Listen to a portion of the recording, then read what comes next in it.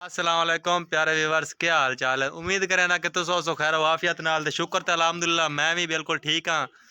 ते अज दा व्लॉग हो सी ते छोटा जिहा, लेकिन अज दे व्लॉग अज जुमेरात है ते अज अस यानी कि जिवें खर्चा लैते मिलता है हर बंदे नूं, ठीक है। अस खर्चा लैते हैं ते अज दा अस सौदे भी नाल उस खर्चे ते लाए। अज तुहानूं विखेने भी साढ़े जी कितने ने माशाअल्लाह। घर दे तुहानूं पता कितने सारे अस घर दे जी हैं।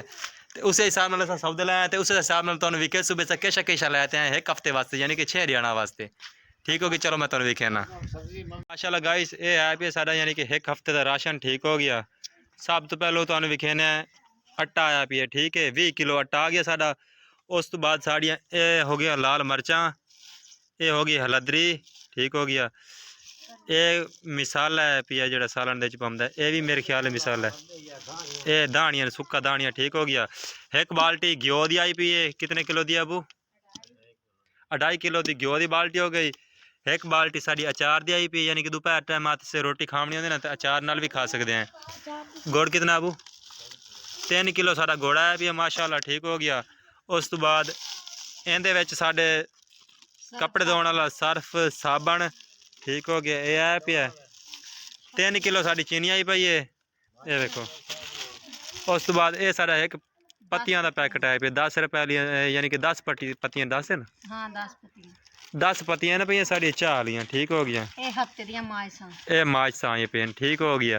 ये है साड़ा एक हफ्ते का राशन, यानी कि एक हफ्ते का सौदा। तो गाइस अज दा साडा व्लॉग यानी कि जुमेरात दा बस इतना क्या है कि असा तुहानूं विजिट करावना है कि साडे घर दे सौदे कितने के ते कितना साडे घर राशन आंदा एक हफ्ते दा, ठीक हो गया। ते हाल ही ना साडा यानी कि दिहाड़ी ते जेहड़ा दुद्ध आंदा हुंदा है, क्योंकि साडे बाल सारे निक्के निक्के न, ते 3 किलो दुद्ध यानी कि हर रोज़ आंदा साडे घरे, वो भी मुੱਲ दा, ठीक हो गया। उस तो बाद बाकी जी सब्जी आँदी है वह भी लैके आनी पौंदी है, वह भी हर रोज़ाना डेली दी डेली ताज़ी आँदी है। ये तो सुक्का सौदा है जो घरे रखना चाहिए तो वह इस्तेमाल हौले हौले करना है, ठीक हो गया। बाकी जो सौदा है वह साडा यानी कि दिहाड़ी दी दिहाड़ी आंदा रहिंदा है। तो अज का व्लॉग तो बस इतना है कि मैं तुहानूं दसना चाहना जुमेरात दी दिहाड़ है माशाअल्लाह। तो साडा राशन है, राशन तुहाडे नाल शेयर ही करना, क्योंकि तुहानूं पता है साडा कोई भी व्लॉग होवे अस लाजमन बड़े ने। तो अज का व्लॉग भी मैं इंपोर्टेंट समझे, मैं कहा चलो अज दे बढ़ा देवां। बाकी गुड हो गया, दुआवां याद रखना है। जेरे मेरे भैन भरा नवे साढ़े चैनल ते वो साढ़े चैनल सबसक्राइब कर लवें, तो जेडे पुराने न उन्होंने दुआवां याद रखना है।